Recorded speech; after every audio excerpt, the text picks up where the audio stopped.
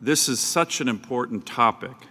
The effort, often successful, of the Chinese Communist Party to reach far beyond its borders to target critics in the diaspora communities throughout the world is outrageous.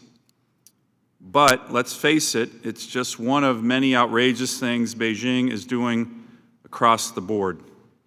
As this committee has done an excellent job of doing, we need to continue to recognize and highlight the brutal nature of the Chinese Communist Party regime we are dealing with, especially under the dictatorial rule of Xi Jinping.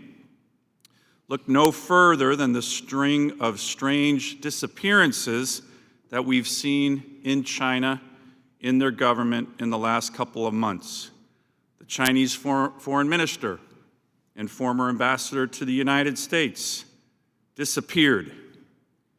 This was Xi Jinping's right-hand man until recently. The commander and deputy commander of the PLA rocket forces, gone. Now, apparently, the defense minister is gone. Who knows what's going on here? But to be clear, this is the sort of regime we're dealing with, a regime whose officials suddenly disappear without any explanation. They're probably somewhere in China with bullets in their heads in ditches. This is the way the CCP operates. And now Xi Jinping is trying to export this. Just a couple months ago, authorities in Hong Kong issued arrest warrants for activists and lawyers accused of violating the CCP-imposed national security law, specifically for people who no longer live in Hong Kong, or anywhere in China for that matter. Hong Kong has declared it will pursue these people for life, and it's not unthinkable that they could one day make good on grabbing them. Of course, I'm not worried about the United States aiding in their return, or the UK, or Australia, or Japan, or other places where they now reside, but life is long. They all travel. One day they could find themselves in the hand of a government all too eager to burnish its credentials with Beijing. This is one of the reasons, Mr. Chairman, I'm working with Representative John Curtis on a bill to press the Biden administration to sanction the prosecutors and judges and other officials responsible for enforcing these unjust Hong Kong laws.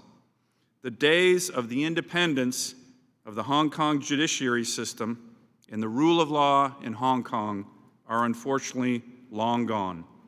Beijing has seen to that.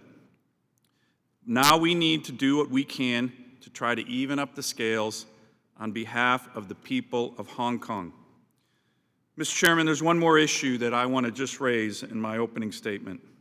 These kind of aggressive actions are also targeting Americans directly and even remarkably during times of tragedy.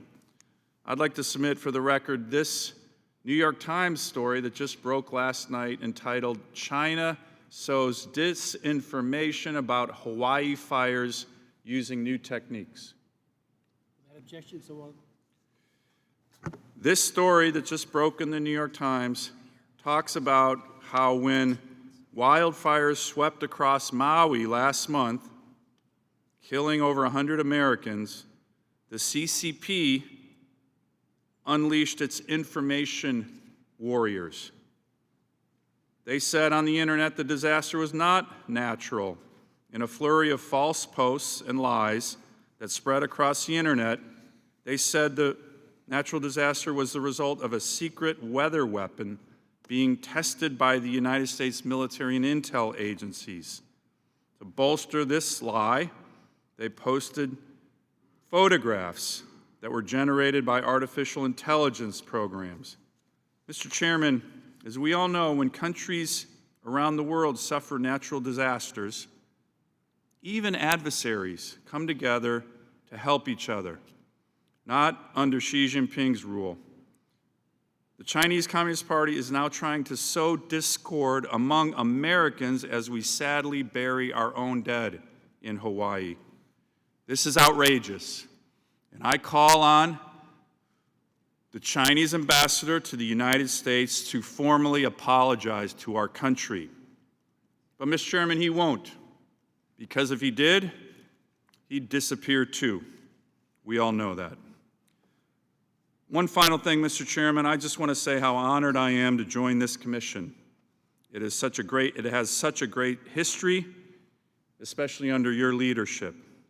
At a time when many people are raising questions about Congress's decisions in the past relating to China, for example, extending MFN 20 years ago, it is good to remind Americans that at the same time, the Congress also established organizations like this one to keep a critical eye on human rights. I think there may be more Congress can do to live up to this commission's mandate, perhaps even expand it. But as the new guy here, I'm eager to learn from my colleagues about how the commission works, and I'm very honored to be part of that. With that, Mr. Chairman, I'm very glad to be here and look forward to working with you and all the members of this distinguished commission.